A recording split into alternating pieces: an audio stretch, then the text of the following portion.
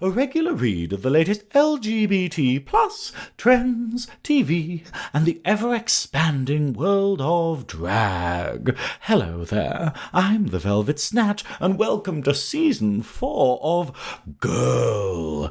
As usual, I'm stuck here with the delicious, sensational, fantastic, slightly rigid Potter Stew. Slightly rigid. I don't think that's one that you've ever used before. I'm quite good, and I promise one day I will let you out of my basement. Just not today. One day, maybe at Christmas, sir. Can I have a treat at Christmas? Can I see the sun again? Maybe Halloween. More suitable. And of course, Jim Bunny Glenn, fresh from working out, I see. Yes, I've not even had time to shower today. But, I don't smell yet. I did go swimming, so I guess the chlorine helps disinfect. I don't know. It's too scientifical for me. Scientifical? Scientifical. I am adding that to the Oxford Dictionary. It is now a word. You can tell he's got the brawn and not the brains, can't you? You looked very scientifical the other day. See? It's like Cheryl Cole doing the hair adverts where it's just like, oh, here's the science part. She doesn't sound like that.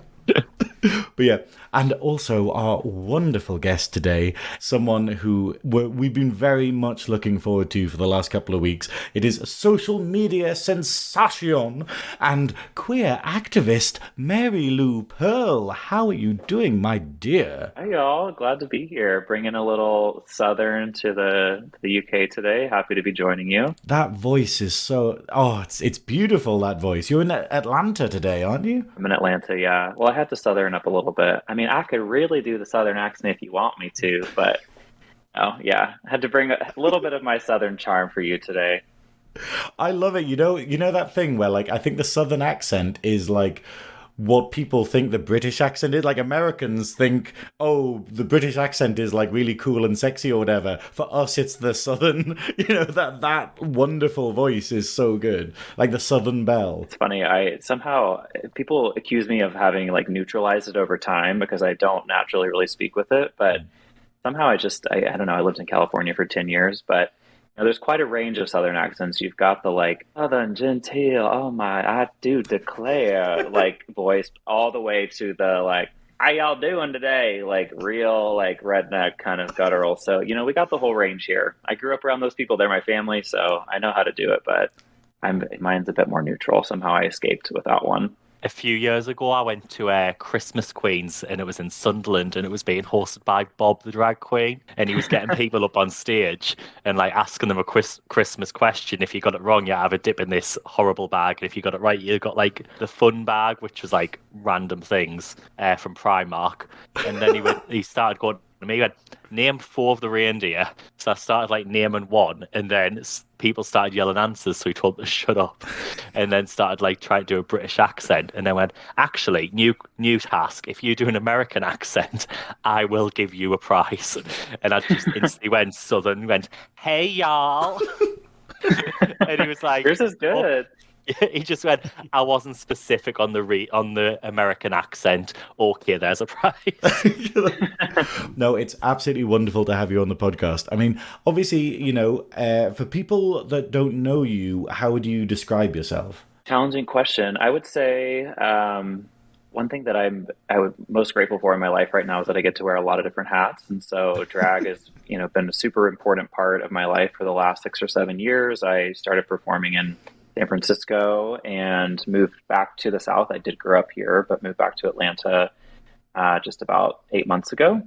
So drag performer, stay pretty plugged into nonprofit and activism work, which has overlapped a lot with my drag as well. I was telling before we got started today, I work at an LGBT summer camp where I'll go back and I get the opportunity to teach drag actually to young people, which is a phenomenal experience. We can talk more about that as well. And outside of all of that, I own my own consulting business and do HR consulting. So day to day, who knows who you're getting? There's a lot of different versions of me that I get to show up in, but I love that about my life right now. Well, how wonderful is that? I mean, I laughed at the beginning because obviously you say you wear a lot of hats, and I know you mean in terms of role, but also that's the joy of drag. So you get to both literally what wig are we wearing today? Yeah. How wonderful is that, though? That you can use your platform for activism. Absolutely, yeah. I think one of my friends who's a drag performer as well said once, when the spotlight's on you and you've got the microphone, what do you have to say? What message are you going to share with people? And I don't ever feel like anyone should ever feel obligated to use their platform for social causes, but certainly for me, and especially given the climate right now in the US and I mean all over, but certainly in the southern United States, legislatively and politically, it feels like a really important time to take a stand and to try and speak truth to power in a moment when there's a lot of just false information flying around that's going to negatively impact a lot of people. So I feel grateful that I get the opportunity to do that in my own small way, and just want more than anything to push things in a positive direction for folks and try and spread some joy while I'm at it. Yeah. So while we're talking about, let's start off with the drag. I mean, Glenn, you had a question about the drag, didn't you? Yeah. So where does your passion for drag come from? It's funny. I joke with people that my journey into drag was just a very slippery slope. I never really set out to be a drag performer. I was not someone who dreamed about that or said how am I going to make this happen? I sort of stumbled into it in a really beautiful way. For me, it was coming into doing drag and finding my love for it was happening at the same time that I was discovering a lot about myself and exploring my gender and gender expression and identity. And I grew up in a place in the South here in Georgia where there was just not a lot of space for that. And even when I came out as gay, the message was, well, that's okay, I guess, but don't be that type of gay. Don't wear women's clothes or march in the parades. And now I do all of that, obviously, but I just didn't consider it. And so when I moved to the West Coast, to San Francisco, which is very open and queer, I started to explore going out in heels and makeup, and then got to know drag queens, and then met my drag mom, who was very generous and saying, if you ever want to try this, I'll teach you the makeup, which I was like, that seems like a fun thing to try once. And then after that, she was like, well, I do a show if you ever want to be in it. And I'd done theater, so I tried that once. And then before you know it, I'm performing a few times a month out there. And, it's been 7 years. So again, I just sort of tried one little bit at a time. But I think as I came to be more familiar with it and sort of demystify what drag meant, I just love the performance element of it. I love that I get to, with gender and expression, a lot of my drag is based on a lot of things in the South that I grew up on, Dolly Parton, Shania Twain. So getting to take those things that didn't always feel like I fit into them as a kid and redo them in a way that feels queer and fun for me has been really special and a wild journey. I've definitely learned a lot from it.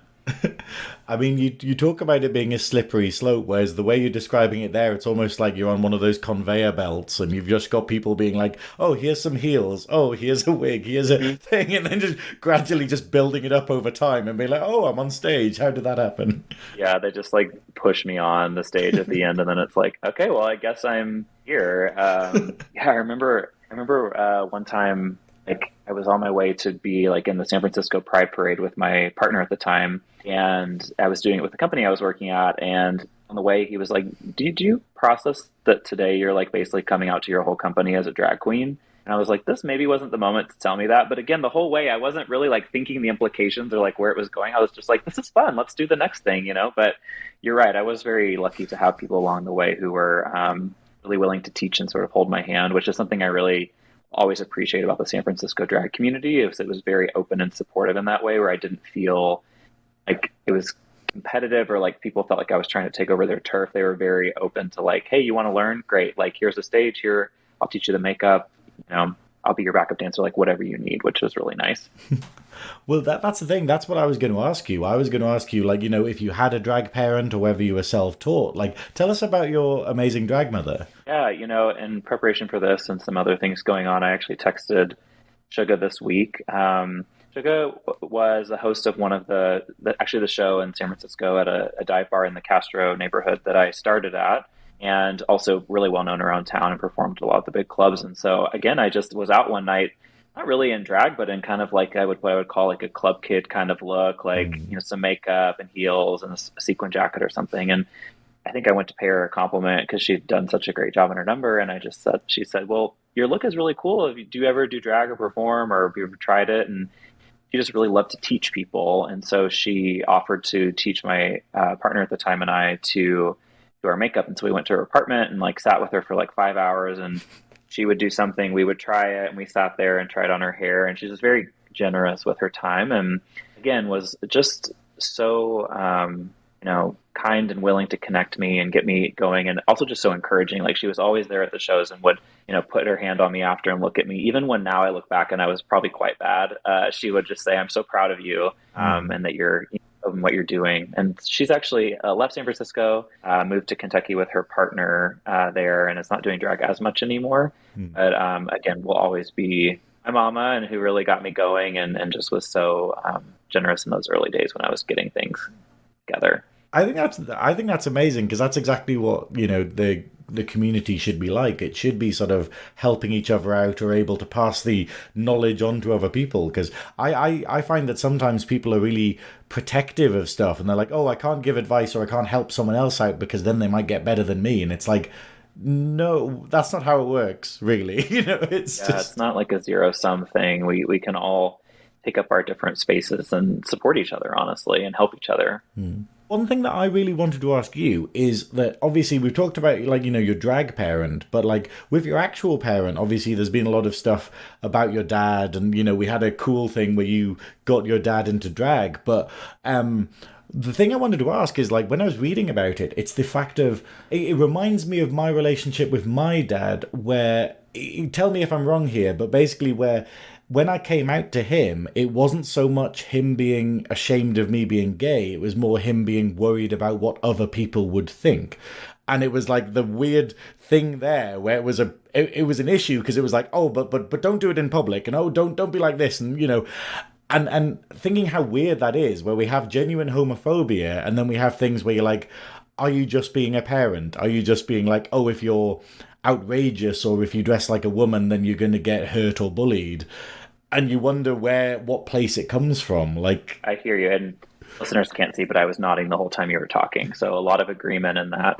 Absolutely. So, it's interesting. At least my experience early on was that I couldn't see the broader picture, and I couldn't understand what you're saying at the time. It just felt like not full acceptance. I didn't see the protective element of it. I just felt like, why can't you get on board and understand these other parts of me? And I did this exercise a few years ago with each of my parents, separately and together, where I sat them down and I interviewed them about their life. And then I also asked them about my coming out and their experience and what their exposure to queerness, gender nonconforming behavior, LGBT people in general was before, as a exercise, but also to, for myself to really just understand. And, I can see now exactly what you're saying, is that even when they were struggling with my sexual orientation, that they could sort of wrap their head around, but then they layered on all these other things like, yeah, don't be flamboyant, don't wear this thing or do that, or quote, throw it in people's face. If you do really well in school and get a good job and outperform people, then they won't have any reason to not like you. Again, all this stuff that like I can see how that was meant to like a barrier around me, but honestly messed me up for a long time, right? Because I did those things thinking that was the right path, and it took me a long time into my 20s and 30s to unpack a lot of that and really say, like, what am I doing for me, and what am I still doing to try and match this model I was told is the right way to go? But eventually where we came to, and we can talk more about the experience of putting my dad into drag as well, because that was really, I think, the culmination of it. But even before that, we got into these discussions and arguments where I finally just said, like, I live in a different world than you, and I can see that you're trying to protect me in some ways, but your view is misinformed. It's not the world I live in, and it's also not what I'm going to do. So I take that. I'm not doing it, and so your choice now is to just move on and come on this journey that I'm on and experience it and open your eyes, or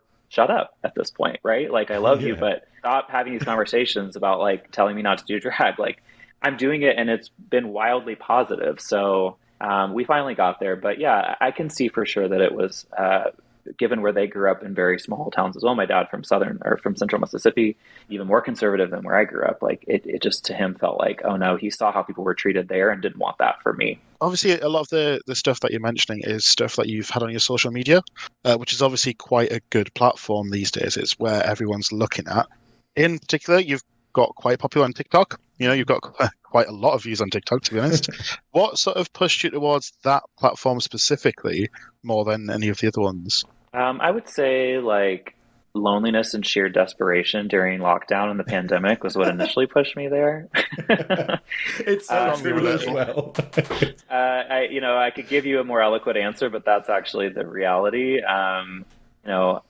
It's turned out to be an incredible opportunity for me, and I feel grateful for all the people I get to interact with there and on Instagram. But initially I was living alone when the world shut down, and I'd been performing multiple times a month all across San Francisco. And as soon as things stopped, I was like, I got to do something in here. I can't just sit around and drink on my couch. I mean, I did that too, but I studied film and television in college, and so started to record some like longer form YouTube videos of shows that I was meant to perform live, and I had all the costumes and stuff. But my friend also messaged me, and she's like, "Are you on TikTok? Like, I just feel like these videos you're making, you could do some really fun stuff with Mary Lou Pearl. You should give it a shot."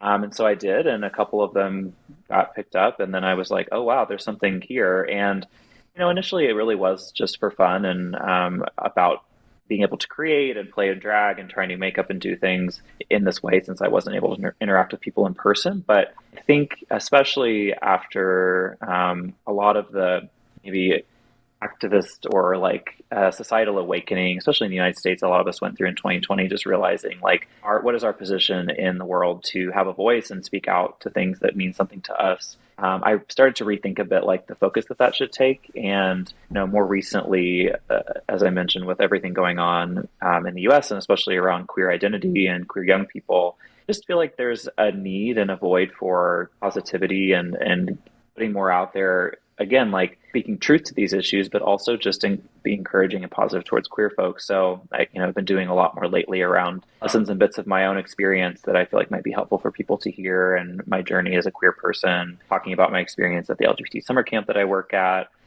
even just doing like affirmations or things that are positive for people, because I think there's just a lot of doom scrolling happening right now of negativity. So to disrupt that and try and some positivity feels important. But yeah, I think talk is interesting because it is one where when I initially got on, I was really blown away by how there's an opportunity to reach so many people that you don't know, which I feel like was sort of a unique thing when it started. Instagram started to do more of that, but TikTok really, all of a sudden I'm like, oh, how many people that I've never met have looked at this? Oh my God, okay. That is literally how we found you, Mary Lou. Because it was me I was doom scrolling. I seen one of your videos where you were doing your makeup, talking about growing up queer. And then that's when I was messaging Stu, like, we need to get this person on the podcast. This is part of season 4.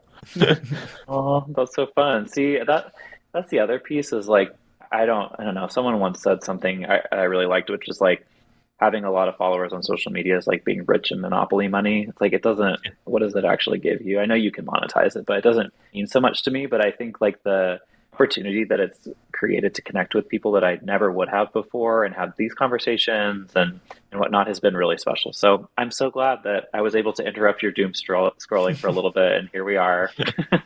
Well, it's exactly like you say, though. It's the fact of like, it's really important for people when everything is shit in the world to basically just like have people going, hey, try this, or hey, like the It Gets Better movement from a couple of years ago is so fantastic. Just this idea of allowing kids and allowing young people who might not be able to speak to their parents, who might not be able to speak to their immediate communities, to have affirmation online and be able to see that it gets better is very important. Absolutely. I mean, we could get into a whole conversation about the state of U.S. politics, which we don't need to do today necessarily. But I think you're right. I think that I was actually having a conversation earlier with someone related to some different work, and I was just saying that I think, when I think about my why, like why do I do professional work I do, drag, why do I keep making these videos for people? It's really comes down to like wanting young queer people to know that they're loved and they're okay, that,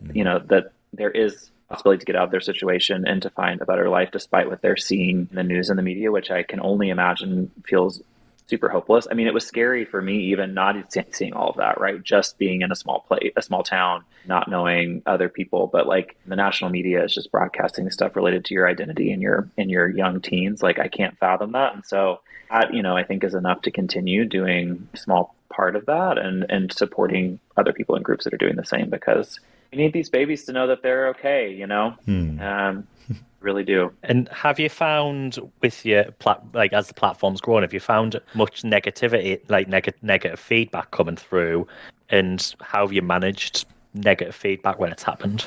Unfortunately, yes. I think where none of us are immune to that. Not that it's a joking matter, but to just try and like not take it too seriously, I'll say something to my roommate like, "Well, the algorithm's not working in my favor today. It took me over to the dark side of of Instagram or TikTok, depending on what's coming up." But yeah, I would say that happens. I think that some of it's quite expected, and not that it doesn't like sting any less of conservative people and folks using the same rhetoric that we see in the media of calling drag queens groomers or pedophiles and stuff that's laughably untrue. There's no data to support that, right, at a large scale, but it's stuck in people's brains, and so that gets thrown around. I think the part of it that I've been surprised by that is maybe more troubling, that I am trying to name more because I want people to be aware of, is that there's a not insignificant number of queer people, I would say probably largely white gay men, who comment things in opposition of queer and trans identity and say like, why are you making things more difficult for us? We've already fought for our rights and livelihood all these years, and now you're demanding XYZ, use this pronoun, whatever thing that they feel opposed to, which I try to let my brain understand, right? Like where they're coming from to be able to have these conversations. But it's just really disheartening to think that folks within the queer community even are opposed to this movement for progress and equal rights. And even if that's what they believe, shut up and sit down, right? Like, I know that you fought, and no one's negating what people went through for, the queer liberation movement, the AIDS epidemic, and all these really difficult moments in time. So if you're not about the next movement, at least don't disrupt, right? Just let us do our thing and let people younger and wiser than me even continue to push, but certainly don't get in the way and say that somehow this is harming you, when all that we're fighting for is, especially for our trans siblings who are attacked even more than anyone else, that they can live a healthy, productive life. Like that's the baseline. So I would say it happens, but that piece really gets to me because I think it's just really disappointing to know that there are people within the LGBT community like also actively opposing some of this progress. I think it's like, because we get like, that old adage, like you get more conservative as you get older. And I think it's this idea of they're getting older and they suddenly can't see the parallels between the fight that they had and this new one, because that's the thing. As soon as you're sitting pretty and you're like, oh, well, I'm kind of sorted, then, it must get tempting to just be like, oh, well, let's not rock the boat kind of thing. A lot of the problem that we have with politics nowadays is people voting with, oh, but I'm okay, so let's not change anything. And it very much feels like that is happening inside the queer movement. Yeah. I would agree with that. And I, see a similar shift here in some ways too. I think that, I don't know, it's sort of like people hold themselves up and maybe their friends, and then they get up to this level of privilege or status or stability and then be like, I don't care about everyone else that hasn't made it yet. Like now I'm here. So like, I don't want to do that anymore. And I think even for folks who are, born into a more progressive society today, as like, let's say, the most privileged in the gay community, white cis gay men, just not even looking back at the history and how their life would have been 20 or 30 years ago, and then saying like, I don't want to help my trans siblings, I think it's really sad and like a missed opportunity to use your experience and your privilege to help a sibling who is in need, and just quite selfish. And again, like even if that's not your calling, like I know not everyone is called to be an activist or help on political causes or whatever it is, like certainly don't disrupt or get in the way of other people trying to do that, because it really is not hurting you. I heard a saying once that, like, when you've been in a position of privilege, someone coming up to your level of equality feels like you're being oppressed, but actually that's not true. It's just that now you have to share the table with someone else. So yeah, I would agree. It's disappointing to see, but I think maybe by naming that for people who don't even realize they're doing it or are just feeling more passive, maybe it's a check for them to say, like, should I be that way? Or are there things I could be doing even small, even just in conversations I'm having to support, our trans siblings who are, being the most victimized and attacked right now. Yeah, and it's also the idea of just supporting people as well. So it's even if you don't get it, even if you don't understand what someone's going through, you can still be there for them, and you can still be like, okay, cool, I will do everything I can to make sure that you're safe, to make sure that you're happy, and as a community, that's what we should be doing. Yeah, the author and activist Alok, familiar with them?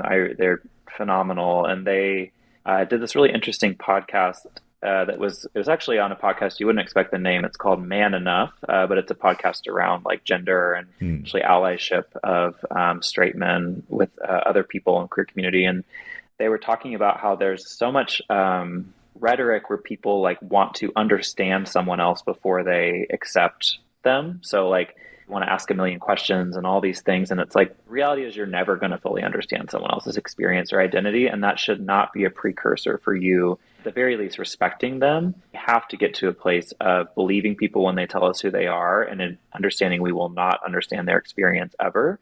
But to your point, just choosing to respect them as human beings that we are never going to completely see eye to eye with, but that they deserve respect and the same basic rights as that we do.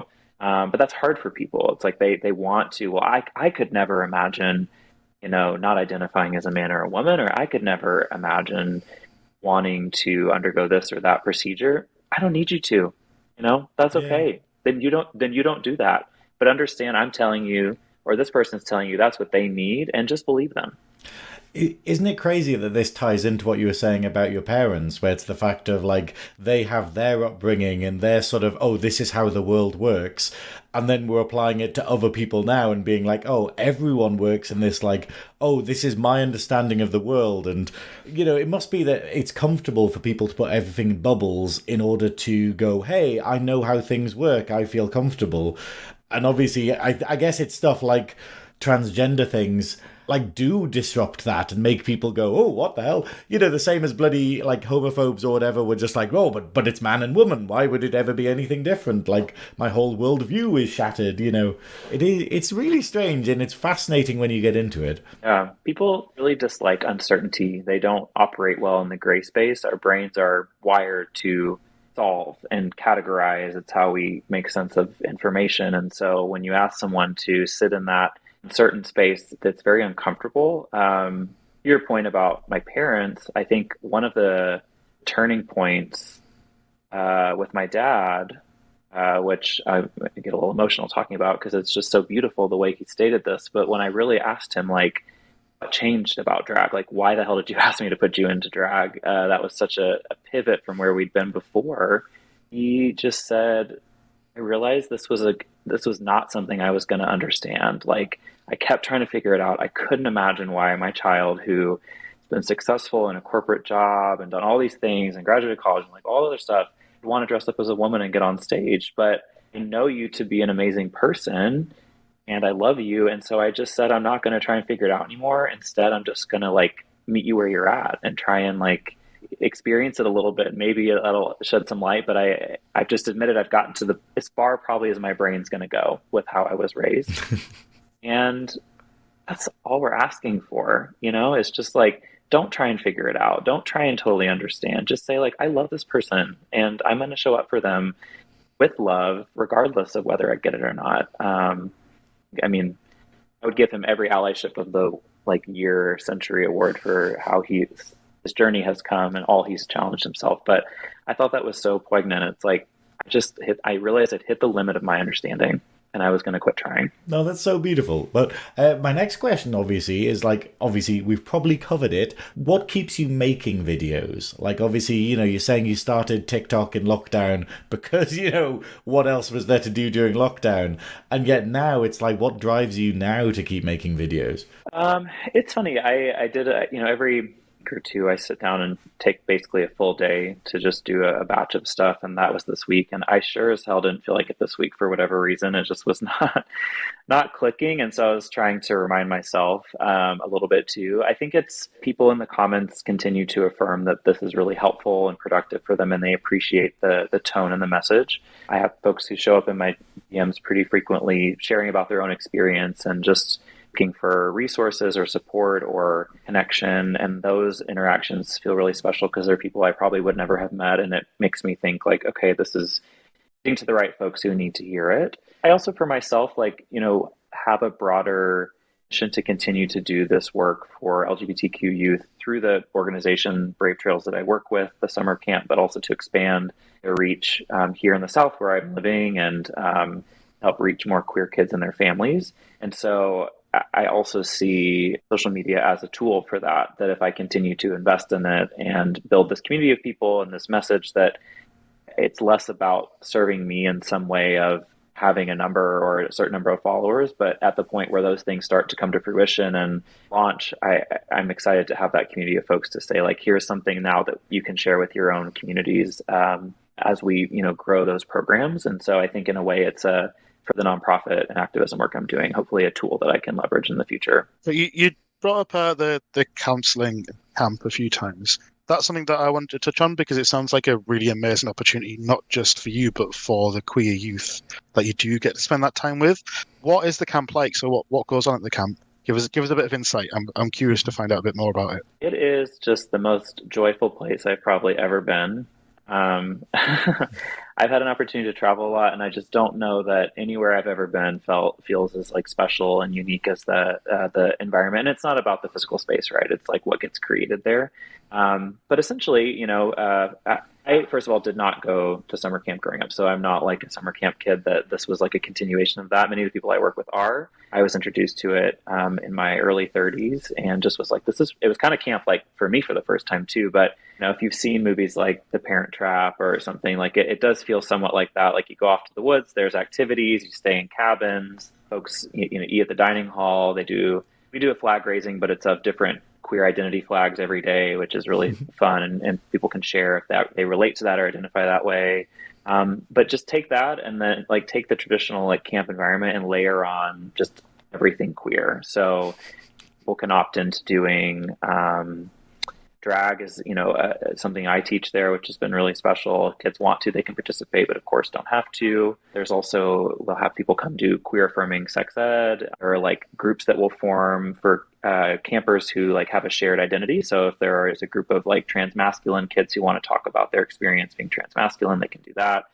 If people want to, talk about video games or learn about do queer art, we had someone come teach spray paint as an art form to folks. There's all sorts of really interesting things that happen, but all of it is rooted in creating this really affirming environment for these young queer people where they can just take a breath, right? I feel like in their day-to-day life, they're very often having to be something else or explain themselves, and we want them to just feel safe and also have the opportunity in that safe environment to explore parts of themselves that maybe they haven't felt like they've been able to yet. So, hey, many times they'll come and say, I have identified as a lesbian, but I'm not really sure about my gender identity. I want to try using these pronouns this week and see how that feels. Or I would love to talk to someone who's non-binary and see, I just don't feel like I have anyone in my life, especially the connection of the campers with the staff where they're getting to talk to older queer people who are a bit further on is always really powerful because they're, the internet's very amazing. They get to connect and see stuff, but just having that interaction face to face is often quite rare. So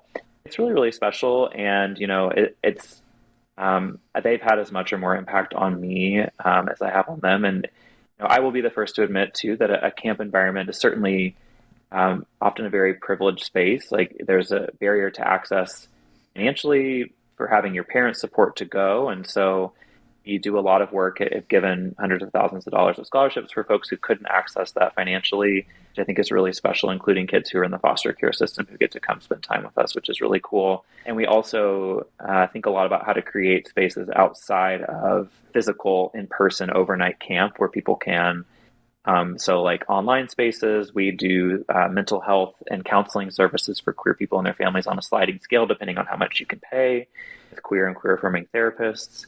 We also offer like pop-up events, brave spaces, or family camps where people can come just for the day or a couple days, including queer parents who have kids who want to meet each other.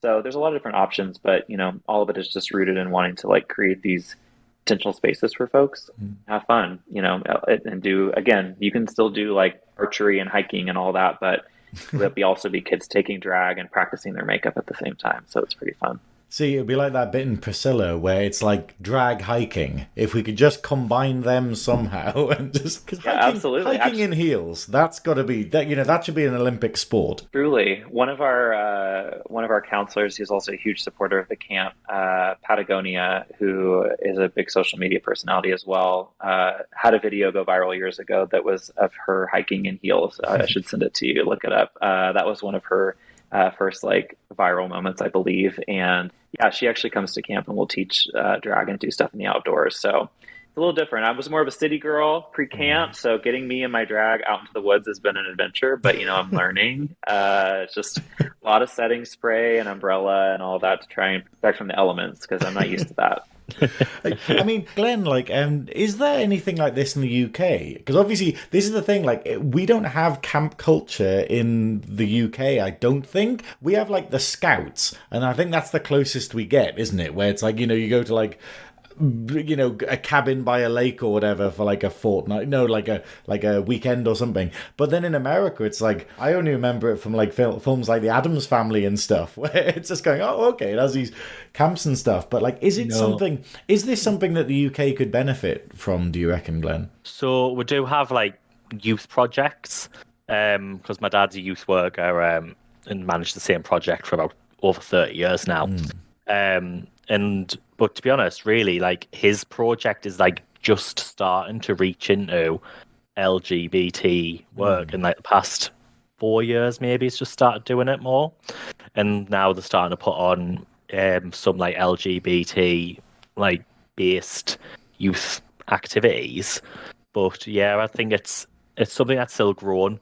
But equally, I think in the Northeast, the LGBT support for teens and for youth is poor. I'd say, especially in Sunderland, we barely have a gay scene, so I think it literally consists of messaging me on Instagram. That's basically the best support people have in Sunderland. Newcastle is probably a bit more progressive, but yeah, like I said, I think it does need pushing. But we wouldn't have a camp as such. We'd probably have a youth project locally where people go there for the day and then go home. My dad's that's what my dad does during the school holidays. Is you'll get about 40 odd children through the door. They'll go and do sports on the field, dance lessons, all sorts to be put on, and then he also includes their lunch. And some actually just turn up just for food and then go. But then equally, when it's in such a deprived area, actually what work they're doing is actually continuing keeping the kids having a healthy meal every day that they'd probably only get at school. So, I mean, whatever level you can help someone at, if it's just providing a meal for them, it's still helping, But I think it'd be great if we could get this sort of thing done in the UK, an actual queer camp where people are going in order to learn about queer culture and discover themselves, because stuff like that, we don't really have it in schools. We don't really have decent sex ed in relation to queer people, in schools, and that weird thing where you're just going, oh, how do you find out about sex? The internet. Oh, great. That's going to be awkward. Getting a lot of family prides are popping up now as well. That's trying to engage LGBT parents or parents with their kids as well. That's kind of getting there, I'd say. And that's becoming more popular. It's a bit ridiculous because, the horrible Tories rolled out this relationships education curriculum. Now I'm going back in my teaching background now. Yeah. Where, and actually it was quite progressive and quite good. And now suddenly you've got a few of them saying, "Oh yeah, they're using these books and them books," and it's a pack of lies. Because I actually developed the relationships curriculum in my last school, and everything is tailored to what children need to know about relationships. And in the upper, your secondary schools as they get into teenhood, what they're teaching there is it's not always, it's never sex. It's about staying safe.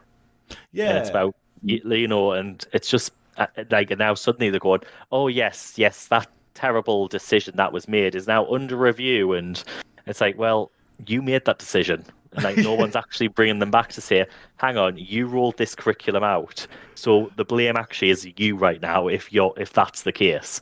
But it's not. The closest I got to sex ed when I was at school, for like in terms of like gay culture, is like, oh, don't get HIV. And you're like, okay, yeah. But what's the preamble to that? It wasn't very progressive at all. But we're talking about progression, like we're talking about progress in like, not in the queer community, but in the wider community. Like, do you think I don't agree with this question really, but do you think that people will ever get over the drag storytime fiasco and accept that it's actually a wholesome event for families? And obviously, I'm going to paraphrase this because I'm pretty sure no one really gives a shit and it's all just fear-mongering and, people going, oh, this is the thing I've decided to hate today rather than actually think that kids are in danger. But that's my 2 cents on it. Yeah, I think that's what I was going to say is I don't think it's as much about that they even care that much now or that they really believe it's bad. They're just repeating what they're seeing. And I think once it stops working for the folks in politics who are weaponizing it, they'll move on to something else. I mean, there have been a decent number of articles written and reviews commenting that, in terms of like tactics from the right in the United States for this political season. At first, they were really focused on access to abortion as like their hot button issue. But as soon as they realized that wasn't going to work in their favor and that people were actually quite opposed to the Supreme Court ruling and there was a lot more progress, that was not controversial enough. And so then the lens sort of shifted and it's like, what other thing can we jump on and distract? And so they've, are just blowing up these stories, somehow making it a big deal that the trans TikTok star Dylan Mulvaney is drinking Bud Light. Now people are pouring all of their Bud Light out. Like, how has that become like part of the news cycle that people care so much that trans girl who's just trying to make a difference is, drinking this beer and, turning them against these brands? It's like, it's a distraction. And when you start talking about dangers of drag story hour and all this stuff, when the leading cause of death of young people in the United States is now guns. Okay, very much that's the fact. That's the fact. I mean, that's it. It's like, that's a distraction from what's going on. How much money is the NRA, our National Rifle Association, paying you to not focus on this, which if you were actually trying to protect kids, that's what you would do, because that is statistically the number one thing killing them now. So it just, I think that it will move on. And I do think there will be progress and there will continue to be progress.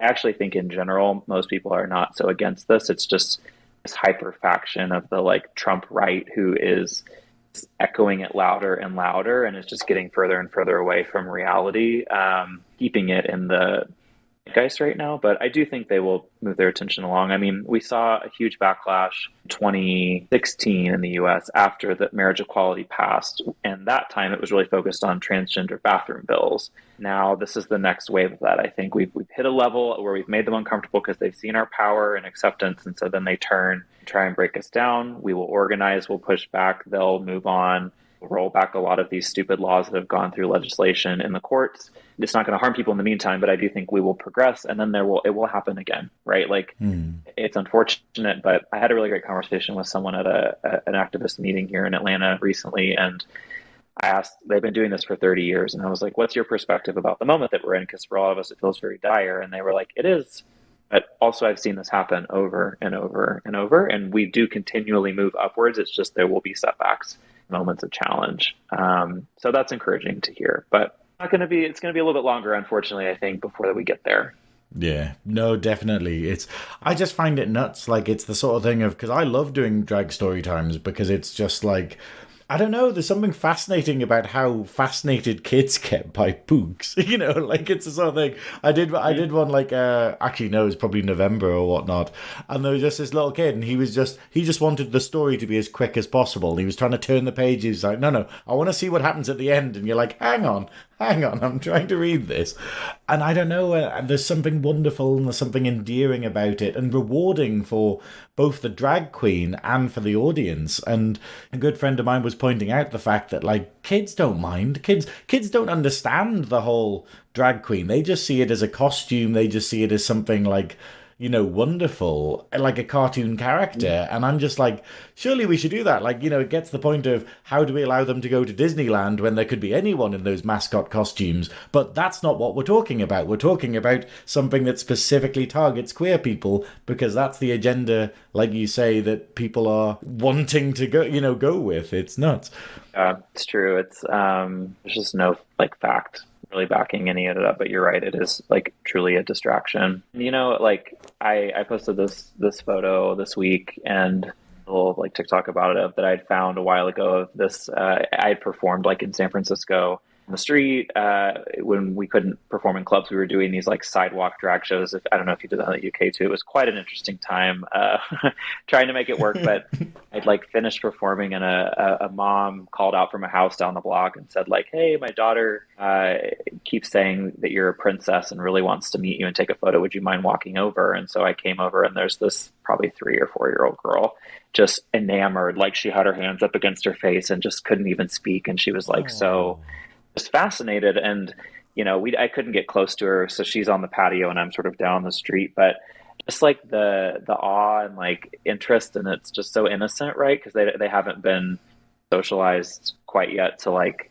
think this is meant to be something scary, because it's really not. It's play. And people will comment stuff sometimes and like, what about drag shows that are inappropriate? And like, what about, there are things that would be, I'm like, yeah, but same goes for movies and books and everything, right? Yeah. You don't let your kid watch every movie or read every book, right? There's a spectrum, and we know there are certain things and types of ways we perform and interact with a young person. And then, there are things after 1 a.m. in a drag club that is 21 or 18 and up, depending on where you are, like, that's going to be different, right? Like, that's just the nature of it. But the argument, it falls apart immediately when you say, like, well, there's plenty of stuff that's not appropriate for kids, but we do a pretty good job of filtering that for ourselves. Yeah, it's that thing. It's like people asking for straight prides or whatever, and you're just kind of going like, yeah, but you don't realize that that's all the time. Like, we don't need it because society is already pointing in that direction.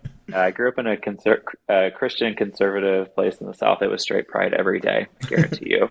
So, growing up yourself, and obviously you've had quite a journey on discovering your identity. So, how was that journey? And also, how do you feel about the representation of non-binary people in the media at present? It's been, I guess the journey never ends. For my own mental stability, I hope I at least have a little bit of time before, anything else comes up. But I feel pretty like I've unpacked most of the layers at this point.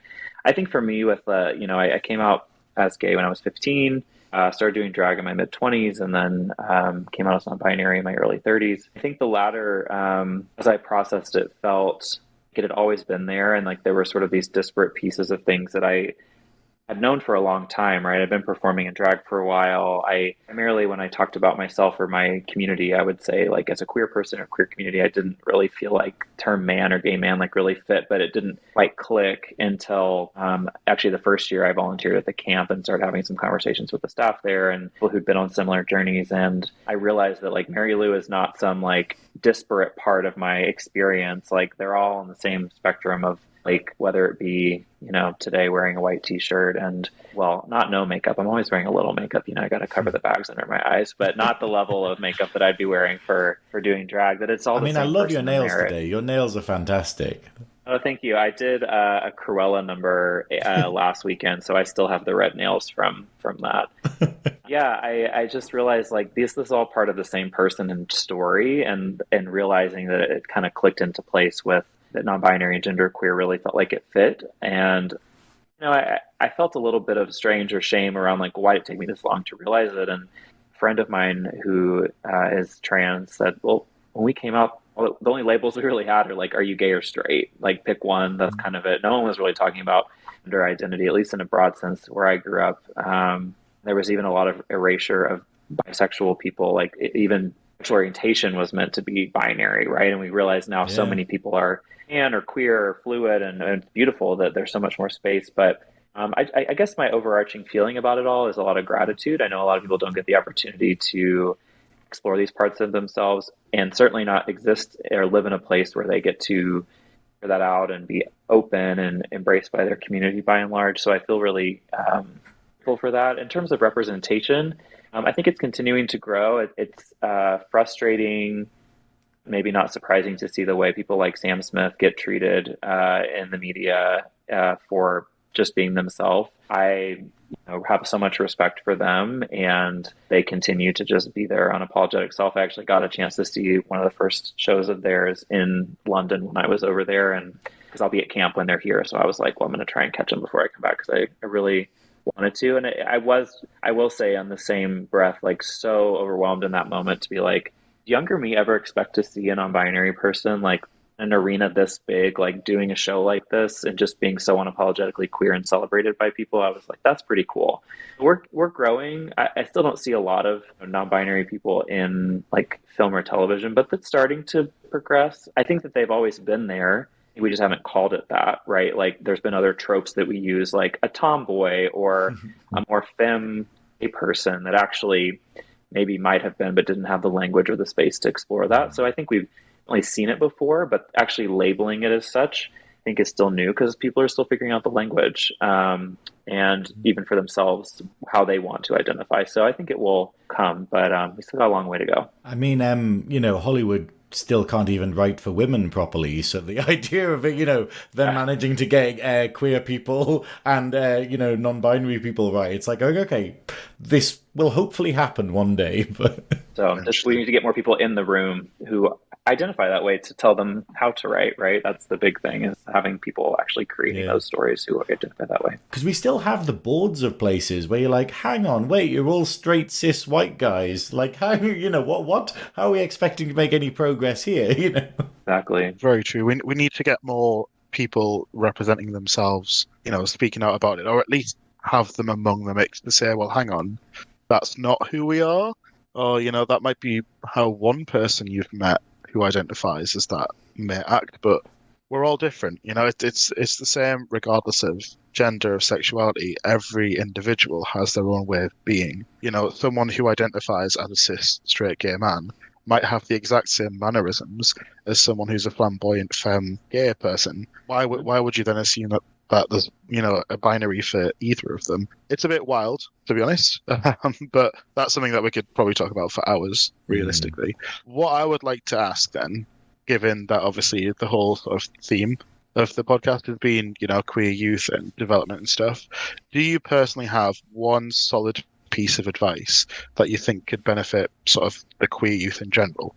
I would say that there's so much noise right now and rhetoric out there that is distracting and can make people get a bit hopeless or confused. I think trying to find quiet space to get in touch with yourself and just listen to how you feel and what feels true to you, and if you feel okay with that, then that being your center and your truth is really important. I think that was important for me in figuring out my identity and not worrying so much about what it was going to be like when I started to tell people, or if it made sense, really just making sure that like I felt sure in myself. I think the other is like for young people, just remembering that they still have so much life to live ahead of them, and that can feel really hopeless, like things aren't going to improve. But as someone who came out almost 20 years ago for the first time, I could not have imagined where my life would go and the community that I would find and the surprises. I mean, drag being one, like I said, I did not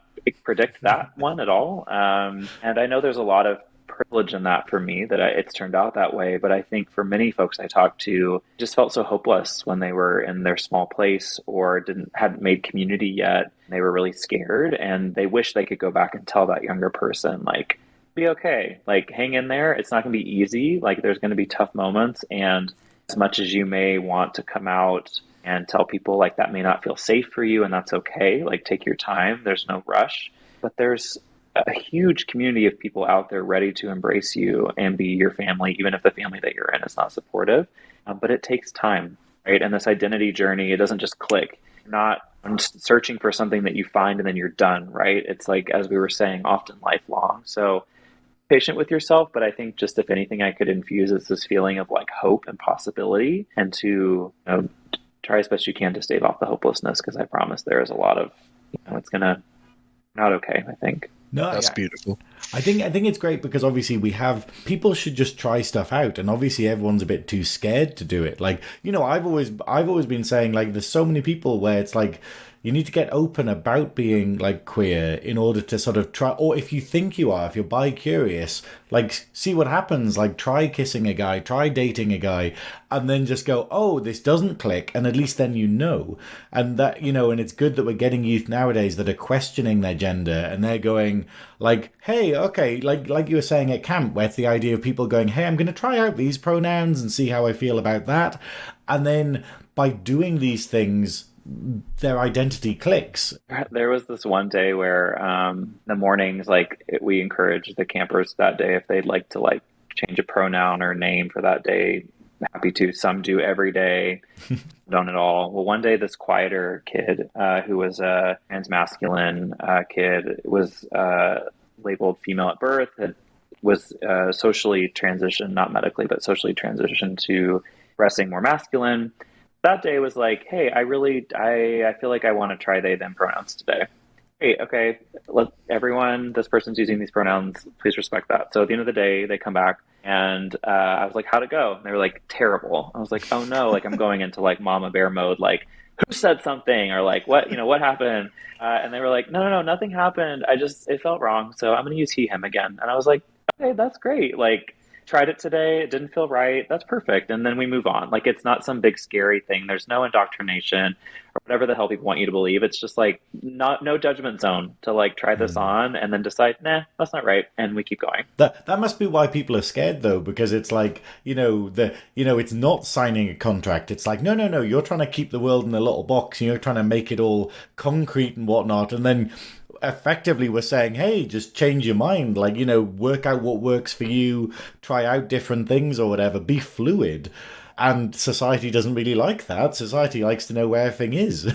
Exactly. They want clear answer, which can be hard because coming out, whatever that looks like, sometimes people want to know the new rule book. And if I was, I do generally feel they, them pronouns fit most of the time. When I'm in drag, she, her is good, but it's often more fluid. But just for the sake of consistency, I'm like, let's just say they, them, and go with that, because most of the time. But people, again, they want like a clear answer and a definition, right? Whereas sometimes for many of us, it's like, it's kind of flexible. And like, yeah, I respect, especially the kids at camp who will come and like day to day, it kind of changes, and they'll change it all the time. I'm like, good for you, like, I wish I could do that in my life too. I think it is really beautiful that there is a safe place for children in America to be able to explore their identities, and whether they do that through just regular activities or even playing games and getting to know each other that way and learn who they are. Speaking of games, Stu. Yeah, do you think we should start a little bit of a game then? Girl. It'll warm me up for the summer, since I'm going back to camp, get me back in the game mindset. I need to practice a little bit again. I assure you that your games will be far more professional than this one. So, Stu, what questions have you Googled this week? Don't call me out like that. It's true. It's exactly what I do. So this week, I thought we'd sort of combine a bit of fun with a bit of sort of, rights and things like that. So we're going to play a game called Is That Right? The idea is that to win a fabulous Stu Peter badge in the colour of gold for the winner, or a silver one if you're a winner, we're going to ask questions to each of you in turn. So Mary will go first, and then Glenn will go afterwards. About the sigh of relief that it's not me doing it this week. The well, you're ill. Sigh of relief. I did think, since you're not feeling very well, I will pick on Glenn again. So yeah, the questions this week are surrounding sort of laws and rights in countries. They're all daft ones, so some of them are going to sound like they're not real, and what I want you guys to do is tell me if it's real or if it's not real, basically. It's a bit of a true or false thing. Yeah, it's just a little true or false thing. So I'll give you one, tell me if it's true or false, basically. Velvet will keep score, And then at the end, we will shockingly reveal that probably Glenn hasn't won. Although I think you have won at least one now, so Yeah, you got your goal. I beat James last week. Like, you did. Well done. See if you can make it 2 in a row. So, to start, Mary, in France, it's illegal to name your pig Napoleon. I'm going to say that's not right. False. It's actually true. Whoa. Oh, quite a lot of government oversight for the French to do that was my thinking, but okay. I guess so. I guess not. We can't talk about Napoleon like that. I just love that must exist because there's a frequency of people doing it. Like, the idea of everyone was naming pigs Napoleon. It's a brilliant law. I quite like that one. If you could name a pig Trump in the United States, I bet. It's a good question. That's exactly it. It's exactly that. It's that same thing, But, gammon. Right interrupt. Gammon. Very much gammon. Glenn, between the hours of 29 minutes past 3 and 47 minutes past 6, people in Madrid cannot ask each other what time it is. That's false. It's true. Is that siesta time? It might be siesta time. I didn't get an explanation for it. I just saw the fact. It was like, that's great. You can't just do that and then not have a reason for it. I feel like it's when things close for siestas, maybe is why. It should be. I think that's probably correct, but it gives everyone a reason to go out and do some educating online, so, Okay, Mary, there is a city in Switzerland called Zug where it's actually illegal to consume chocolate between midnight and 6 in the morning. True. That one is actually false. I absolutely bullshitted that one. Is that like gremlins? Wow, okay. Is it, don't feed them after midnight? I mean, it doesn't exist, so it could be. It could be anything you want. Glenn, in Goodyear, Arizona, you can be fined up to $2,500 and 6 months in prison for spitting. I want that to be true. It is true, according to the website that Google gave me. Yeah. Is that a point? We've got a point. We've got a point. We've got something on the board at last. Things on the board, yeah. Okay, Mary, in Connecticut, any pickles need to pass a bounce test before they're sold. If they don't bounce, they can be sold. Don't bounce, they can be sold. That's true. So it is false to an extent. It's the other way around. So if they don't bounce, they're bad pickles. You want them to bounce. Hold on. So I felt too specific to be made up, but okay, that makes sense. how does that work though? Do you not get all these dirty pickles because you've bashed them off the floor? But maybe it's like if they're rotted in the middle. Like if they've started going bad inside, they might not bounce, and if they're healthy, they would bounce. They would bounce, yeah. You've got to get that. So you don't have a dodgy pickle. Yeah, no one wants to pickle. Track name. That's my grinder name, Dodgy Pickle. I'll change it now. Maybe it's. Does your pickle bounce? That should be the question on all dating sites now. Does your pickle bounce? That's a weird law, man. It's brilliant, honestly. Some of these are fantastic. Did they do with everything there, though? Did they get cakes and they're like, well, does it bounce? No, it was a good cake. It's gone now, though, but... It wasn't jelly, damn it. Okay, Glenn, in Wales, there is a law preventing farmers from being taken to court if they're caught trying to milk a ram. That's not true. That's not true, but I thought it would be funny. I thought you were going to bring up the there's a law in Chester about Wales. Oh, they're shooting a Welshman. Yeah, so if you stand in a certain part of Cheshire and you use a crossbow, and you shoot a Welshman, that is legal. However, they've got to be stood in a certain place as well, though, and now there's a lot of buildings in the way, so your crossbow's not getting through that. I love the idea, though, that you're like, did the person who made that law also go on to kill a Welshman with a crossbow, perchance? Sounds likely. It's like Henry VIII being sort of like, oh, suddenly divorces are fine. And you're like, that's a coincidence. Okay, next one for Mary. It's illegal for women in Denmark to wear wigs. It's illegal, you said. False. It's apparently true, according to the website that I was looking at, of weird European laws. Wow. What? Really? Yeah. Apparently, I'm basing it on these two random websites, okay? So if none of these are facts, don't blame me. It was just a bit of fun. Must be some old law in the books or something. Yeah, back in the day, like it was like a proper thing for like leaders to wear wigs or something. I don't know. Yeah, I think a lot of these weird laws are based on old school things and stuff that might have changed in the past. Glenn, speaking of women, in Budapest, you may only tell a woman she's beautiful if she isn't wearing a hat. Gonna say that's true. It's false. That was out of my brain. These are all dumb. And as you can imagine, I'm quite good at writing dumb laws. Okay, Mary. To be fair, Tennessee seems to have beaten you to the punch. I was about to say, you have a career in politics in Tennessee. I know, right? To come and set myself up. Okay, Mary, if you tell a man in Italy that they don't have the balls, you can actually face a criminal fine. True. It is true. Wild, but true. Glenn, final question for you then. In Germany, people are banned from mentioning the year 1966 in any football ground. False. It's true. And it's because it's the year they lost 4-2 to England in the World Cup. Sport reference. Not bitter on this at podcast. all. I'm going to go around Germany and visit all the football stadiums during a match game and be like, you have not been here since 1966. And they would believe you because you look old enough. Oh, Hey, that's The second shade. shady mark of the day, Stu. That's Hardest it. mark. Remember, But I'm it's my first driving tomorrow. Oh, damn it. Okay. Fair enough. Well, at the end of Okay, at the end of that, we have.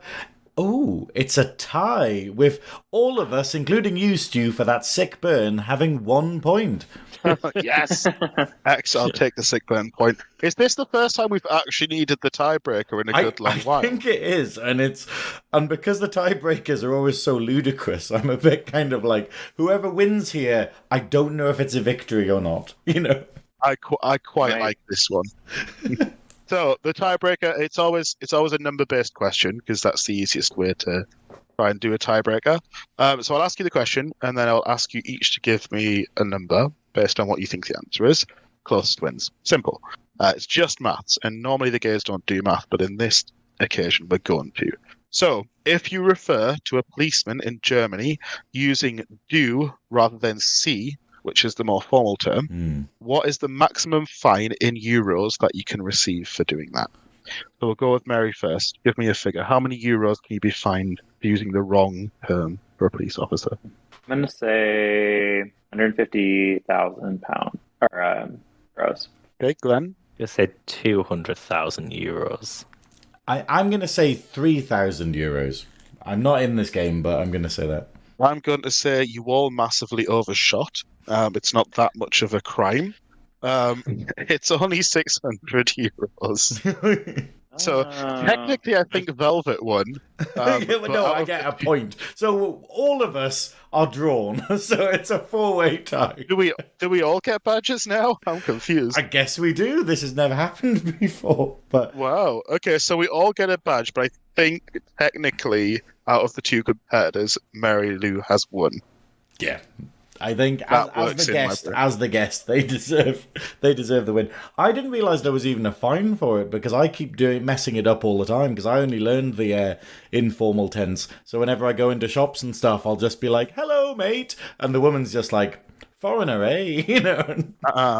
I see your There's leniency, English. but I haven't needed to deal with a policeman, so thankfully. Oh, be careful, you might get fined up to 600 euros. Yeah, no, that well was done, wild. done. And congratulations, Mary Lou Pearl, for winning that game. Just clinching it at the end. Again, I don't know if winning is winning with obscure laws and fines, but I'll take it. Thank you so much for being on the podcast, Mary Lou Pearl. I mean, there's so much more that we want to ask you, but it's where might people find you? Do you have anything that you'd like to promote? I would say the best we alluded to, but I'm Miss MISS Mary Lou Pearl on Instagram and TikTok, so you can find me there. And linked in both of those bios, you can find information about the camp that I mentioned too, but you can also go to bravetrails.org and learn more about that organization and how you can support. Even finding them on social media, there's a lot of really cute and sweet content that comes from camp if you want to interrupt your or doom scrolling in a different way, check them out. I'll be there this summer helping them with some social media stuff as well. So, and I'll just say thank you as well for having me. You all are a pleasure, and glad we got to connect. No, it's been absolutely wonderful. And obviously, we talked about you getting your dad into drag. That is all on your social media, isn't it? Because that is an experience, you know, like thinking where you came from. And like you're saying, that hero's journey that he's kind of had as an ally is wonderful. Absolutely. Yeah, it's pinned at the top of my Instagram, so you can check it out there if you'd like to. Yep. Glenn, Stu, do you have anything that you would like to promote? I'm going to say pop over to our GURL Global YouTube to catch all of our interviews from Drag Idol UK. By this point, the final of Drag Idol UK content will be up. And also our very wonderful content from Totally Drag. Alton Towers, how crazy is that? Drag queens and roller coasters, what a combination. Could What possibly go wrong. Yeah, exactly. Wigs flying everywhere. Wigs come off as you go upside down in the loop, and then everyone gets a new wig as you come back down. Oh my god, that would be an amazing TikTok. That's Just it. like trying to swap them while you're going. I love that. I would second what Glenn said. Give us a little watch on YouTube. Check out our TikTok. There's going to be loads of upcoming content, and as usual, be queer, do crime. Yep. I'm updating it to include everyone. There we go. Well, you've made it more inclusive, but still illegal, Stu. So, That's fine. I'm fine with that. No, and obviously myself, I am the Velvet Snatch on my socials and thevelvetsnatch.com, because one day when the planets align, I might update it. Let's not go wild here. You've said that for 4 full seasons now. I literally, I'm in this weird period where I haven't updated the website since December, and I've done so much, and I'm like, do I just retroactively put these on as though they were always there? And just be like, yeah, posting that event poster that I didn't do and stuff, you know. I don't know if I'm sort of rewriting history by doing that, but yeah, I will get it updated at some point when I have time. Thank you so much, dear listener, for tuning in, and we hope you've enjoyed. Mary Lou Pearl, thank you so much for being such a wonderful guest and opening our minds to the wonderful world of queer activism. Absolutely. Thank you again for having me. It's been a pleasure. Right. Now, how are we going to sign off this week? How does anyone have any ideas? Are we just going to count to 3 and go, hello? No, not hello. Goodbye. Hello. Oh, God. Mary, We're not starting again now. do you have like a signature sign-off when you're on stage or anything that we can steal and do over the audios? I think you should do, y'all come back now, you hear? That's a great one. That's like it, yeah. Okay, yep. Very So, Southern. well, thank you so much for tuning in. We will see you in the next episode. 1, 2, 3. Y'all Y'all come back now. You You hear? hear? That was Amazing. a disaster.